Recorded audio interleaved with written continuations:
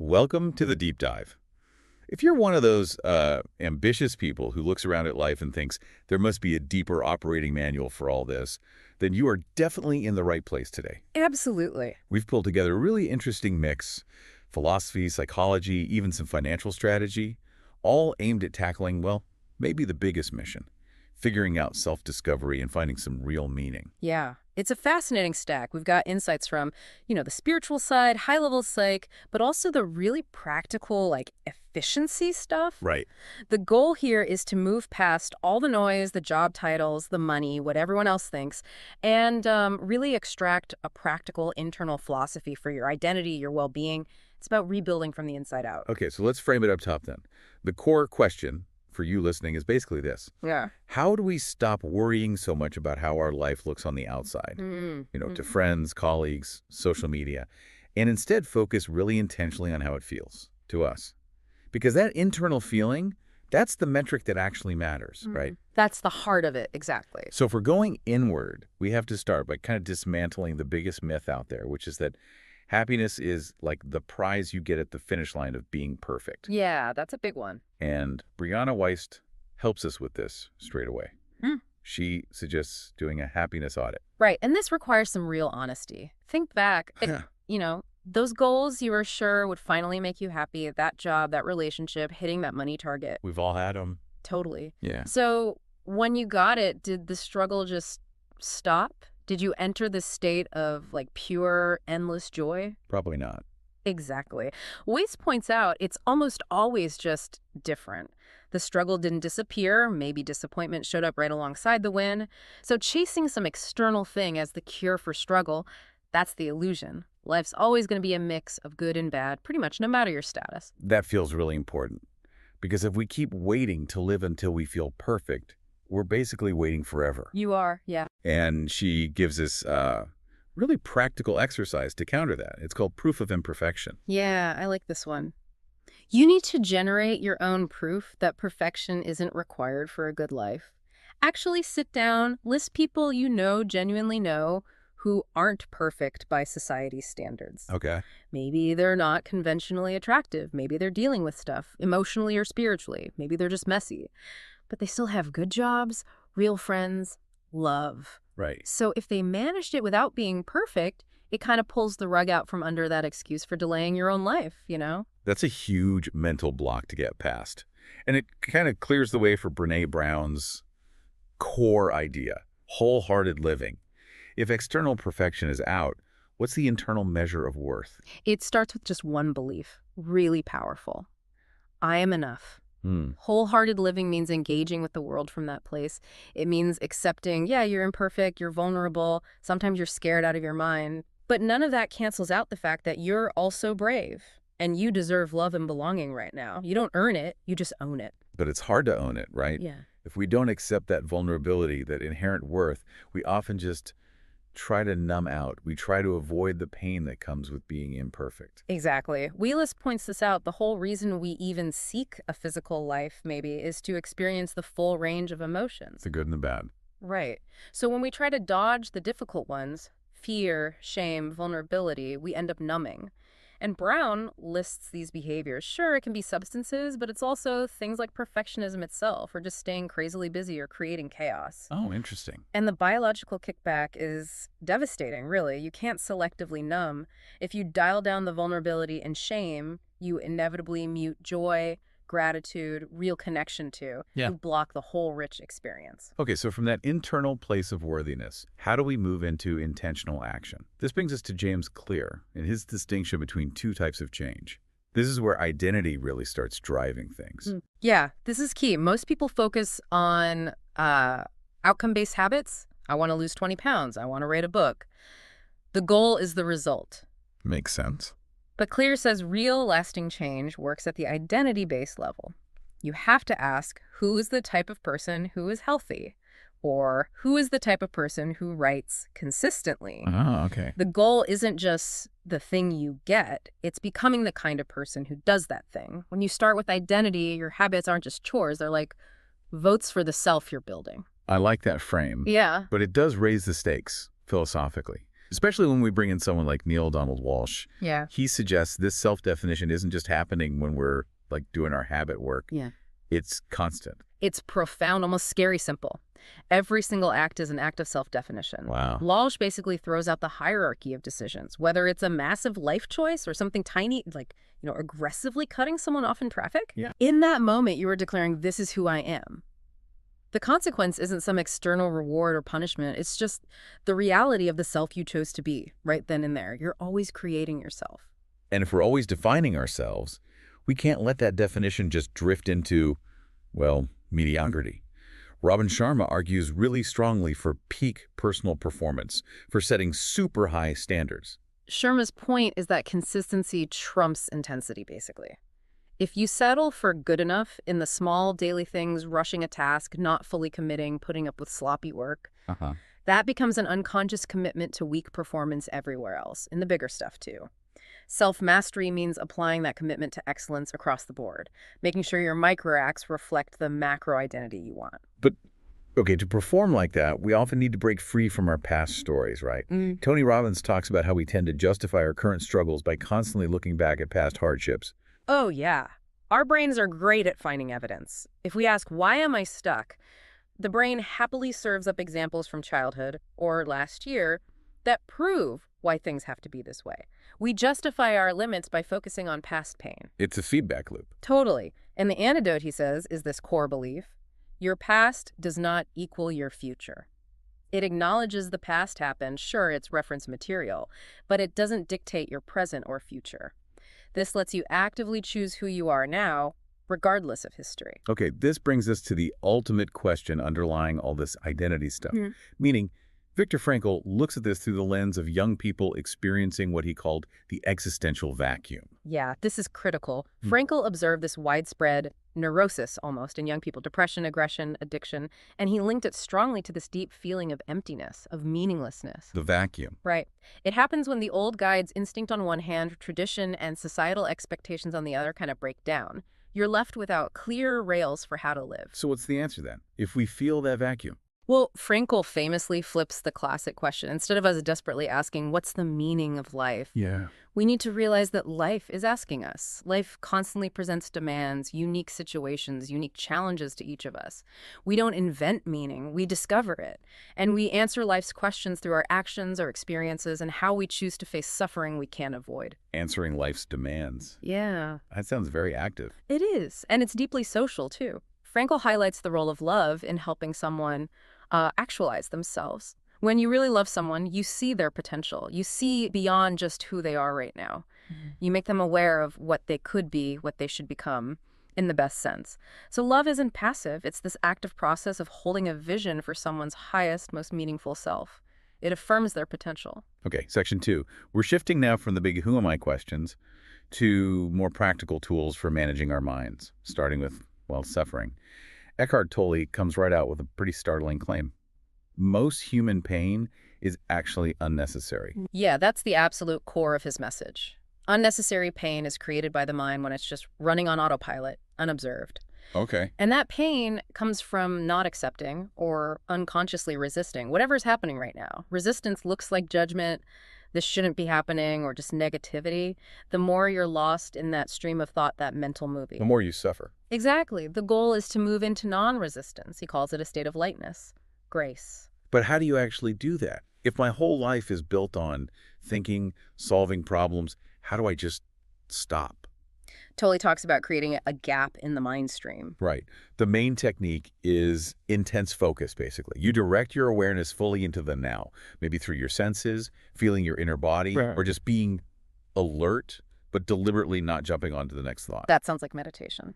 It is the essence of meditation, creating that moment of no mind. Awareness is still there, but the thinking pauses. That gap, he says, pulls consciousness out of the old conditioning and into the present. Right. And he suggests this deep presence actually raises the vibrational frequency of your whole energy field. Okay, but this feels counterintuitive if you're like a goal-oriented person. Yeah. My whole life is about striving, achieving. How do I practice non-striving? Yeah, that's where the everyday application comes in, pulling from Tolle and also John Kabat-Zinn. You take routine activities, things that are normally just a means to an end, and you make them the end itself. Like what? Like washing your hands. Don't just rush through it. Feel the water temperature. Notice the soap's texture. Smell the scent. Give it your full attention. Or walking upstairs, feel your feet connecting with each step. Okay.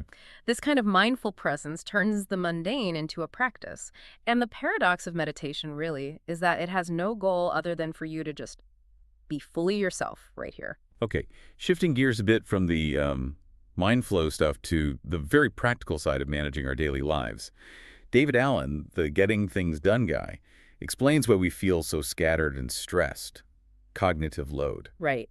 And his GPD framework is actually backed up by psychology, specifically something called the Zeigarnik effect, which Dr. Roy Baumeister studied. Zeigarnik effect. Yeah, it basically says that unfinished tasks, all your goals, projects, things you've committed to, they create this mental tension. They hang out in your working memory. Your mind keeps poking you about them because it sees them as open loops that need closing. So my brain isn't a filing cabinet. Exactly. Alan says your mind is for having ideas, not holding them. It's a processor, not storage. So the reason I can't focus is because my internal RAM is just full of unfinished stuff. Pretty much. By getting all those commitments out of your head and into a trusted external system, an app, a notebook, whatever works for you, you clear out that cognitive load. It reduces the mental friction, freeing up your mind to actually focus, execute, be creative, makes it way easier to get into that flow state we were just talking about. Right. Makes sense. Now let's tackle one of the biggest obstacles to presence and clarity. Anxiety. RCB key sources break down the anxious brain really clearly, and they stress the danger of our go-to instinct, which is avoidance. Yeah, the fight or flight response is totally normal if there's like a tiger, but when it gets triggered by things that aren't physically dangerous, uncertainty maybe, or what other people think, our natural urge is to just avoid the trigger, get away from it. But the crucial thing CBT tells us is avoidance does not fix anxiety, it actually makes it worse. Why? Why does avoiding it make it worse? Because the amygdala, the brain's fear sender, it learns through experience. It doesn't learn rationally by reading a book about anxiety. Okay. It learns safety by being exposed to the trigger repeatedly without bad things happening. When you avoid, the amygdala gets a little hit of relief, which reinforces the idea that the trigger really was dangerous. So cognitive restructuring says to change the feeling, you have to change the thought and the action. You have to learn to tolerate the discomfort, the uncertainty, long enough for your thinking brain to help rewire that amygdala response, to signal, hey, this isn't actually life-threatening. Tolerating that discomfort takes serious emotional muscle. And Tony Robbins offers a really practical technique for dialing down the intensity of difficult emotions right in the moment. Emotional reframing? Yeah, this is about language. The label you stick on an emotion massively impacts how intense it feels. So if you're having trouble in a relationship and you label it rejection, Oof, yeah. That's a heavy word. it carries huge weight. Yeah. Right, it feels like an identity statement. I am rejected. It's devastating. So the technique is to challenge that label. Exactly. Pause and question it. Reframe it. Instead of rejection, ask yourself, am I feeling rejected, or am I maybe experiencing a sense of separation from someone I care about? Ah, okay, sense of separation. It's still sad, right? But it doesn't have nearly the same emotional punch as rejection, which often brings up all sorts of worthiness issues. By lowering the intensity with a different word, you make the actual situation feel more manageable, less overwhelming. All right, so we've talked about internal worth, defining identity, tools for the mind. Now let's get into intentionally building our outer life using systems. James Clear gives us the basic engine for improvement, the habit loop. Yeah, think of it as the basic feedback loop for, well, everything. Try something, fail, learn from it, try differently. That's how we operate. Right. And over time, the actions that consistently solve recurring problems in our environment, they become automatic. Those are habits. They're the reliable structures that support the identity you're choosing. If you want to be a writer, you need the habit of just showing up, whether you feel inspired or not. And we learned earlier that not all habits are created equal. Robin Sharma talks about keystone habits, these core behaviors that, if you nail them, they kind of multiply success everywhere else. He uses early rising as a great example, getting that habit wired in, which, yeah, takes commitment and, as he says, a little suffering at first. Definitely. It creates this buffer time, and that time lets you do other positive things. Exercise, meditate, plan your day, which then leads to better food choices, more focus at work, better mood. you see. Yeah, it cascades. Exactly. That one keystone habit lifts the performance of almost everything else in your life. This idea of small, steady improvements isn't just about habits, though. It connects to the Japanese concept of kaizen. Right.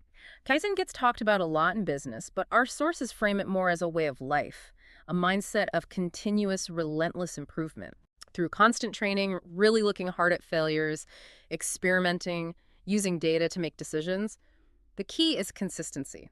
It's not about huge leaps, it's about iterating, getting slightly better every single day, committing to being better today than you were yesterday. Okay, so this drive for improvement needs structure, which brings us to goals.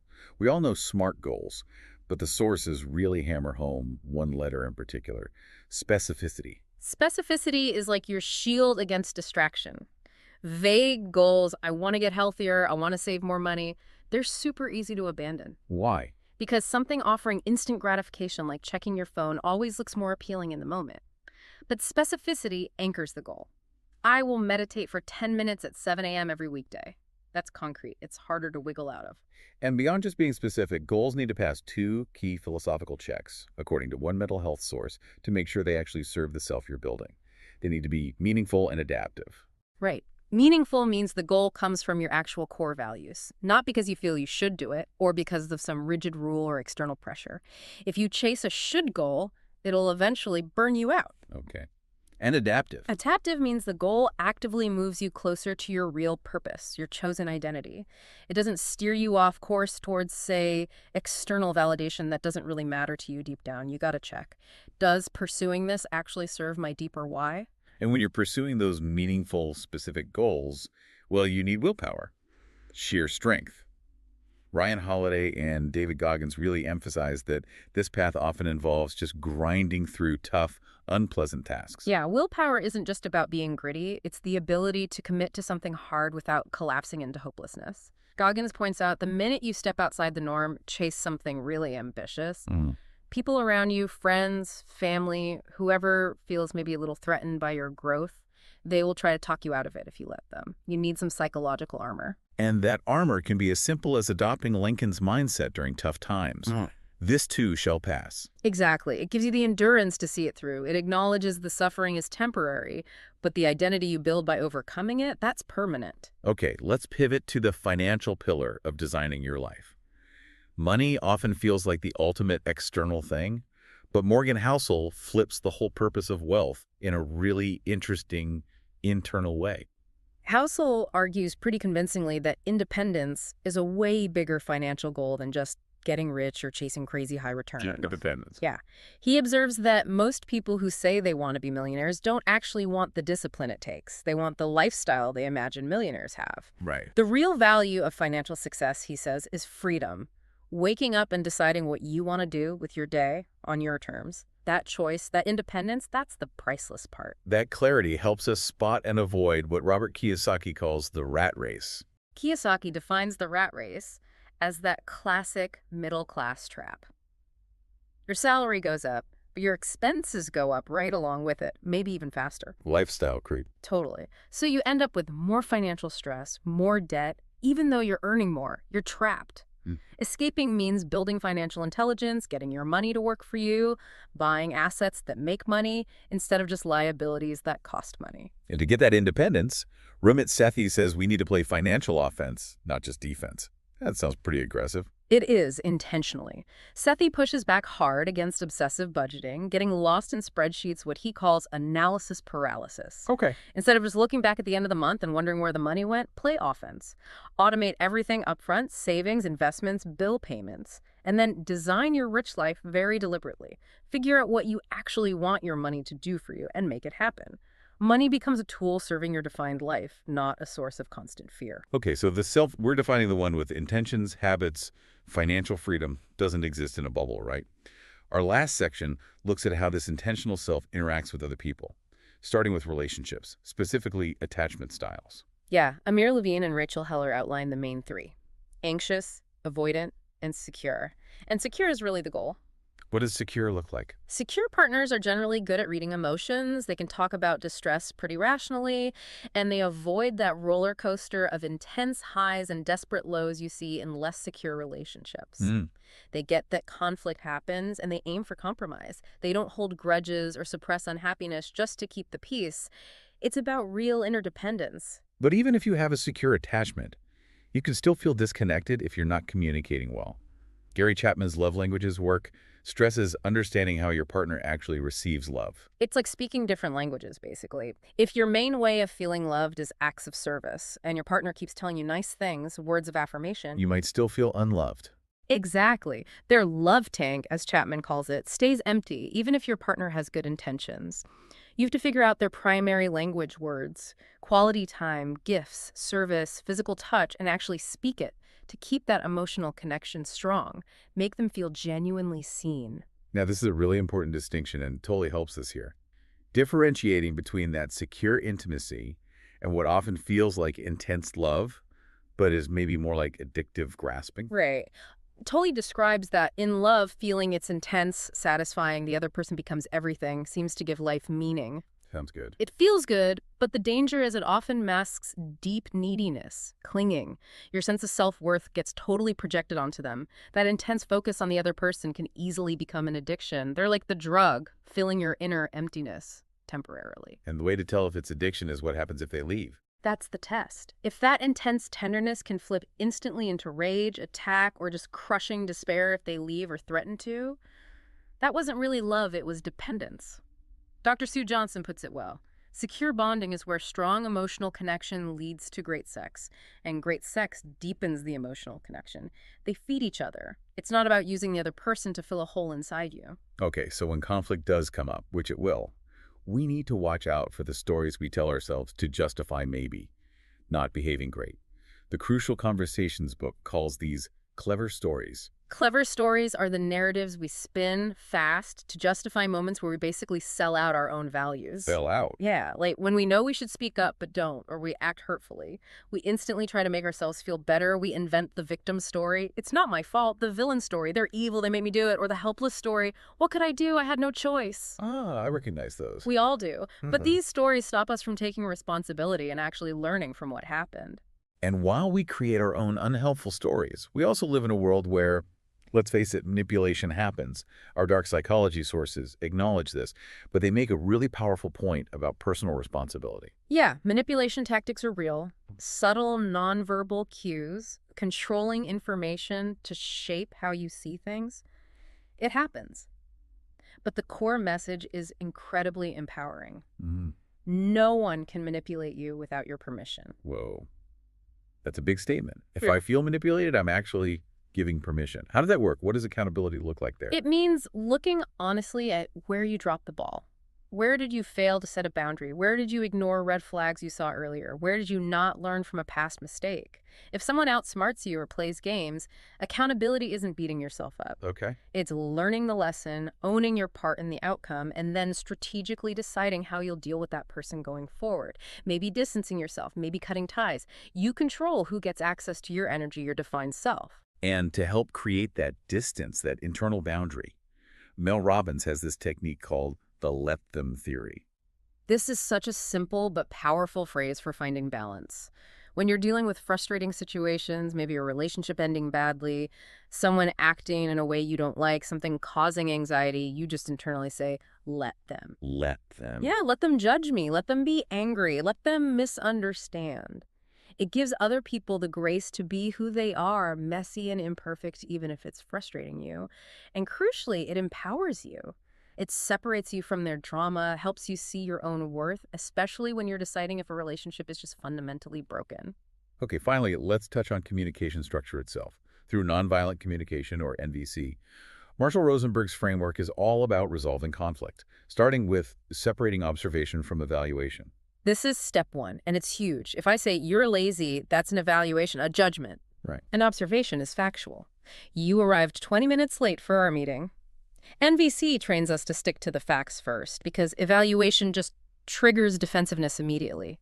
But the deepest skill in NVC, maybe, is learning to translate any message, even silence, denial, or really harsh judgments, into an expression of an unmet need.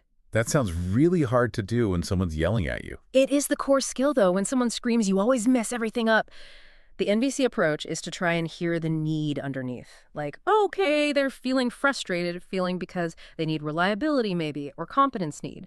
If we genuinely want to connect and be helpful, we have to get better at hearing the need hidden inside the message, no matter how badly it's delivered. Yeah. People are always communicating their needs.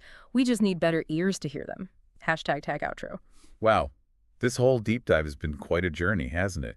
Connecting these, cosmic ideas of self-definition with the nuts and bolts of the anxious brain, right down to managing money. Yeah. But the thread running through it all seems to be this link between really knowing yourself, that core, vulnerable, but worthy identity, and then intentionally designing your actions, your habits, your communication to actually serve that truth. I think that's the synthesis, yeah. True freedom seems to come from that non-resistance to what is, to the present moment. And if we commit to focusing on who we're choosing to be in each action, embracing the whole messy, imperfect human experience, we naturally start to shift away from the external trap of, what do I get? And focus more on those internal metrics of a life that feels genuinely well-lived. And that brings us back to purpose on a grand scale. Yeah. Neil Donald Walsh has this idea that a fully enlightened soul might actually choose to come back to physical life, not for its own growth anymore, but just to bring truth, bring light to others, a bringer of the light. That's kind of staggering. It's an immense idea of purpose, yeah. But then contrast that with this tiny, almost heartbreaking moment of regret from the little prince. The prince, after all his travels, thinks about the little rose he left behind on his planet. And he realizes, my flower.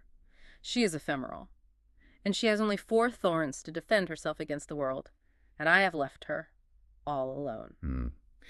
In this huge quest for the ultimate meaning, the big self-discovery, sometimes we forget the fragile, real thing right in front of us. Exactly. The things we care about most, things that define us in small ways, are often temporary, easily lost. So maybe the final thought for you listening is this.